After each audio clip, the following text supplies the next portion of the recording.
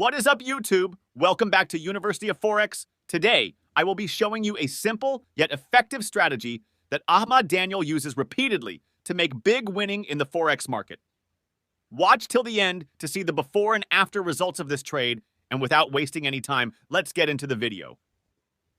On the 4-hour time frame, we see that we have a downtrending market, and price had just broken the previous lows to create a lower low, yet on the awesome oscillator.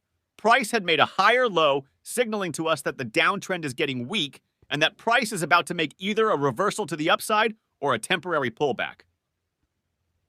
Once price gave us a bullish engulfing candle, we entered our buys and placed our stop loss below the swing low and placed our take profit on the resistance level above.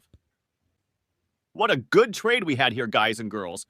Price rallied up without ever going near our stop loss zone, a clear sign of momentum. At this point, you could either close your positions or move stop loss to break even and ride the uptrend.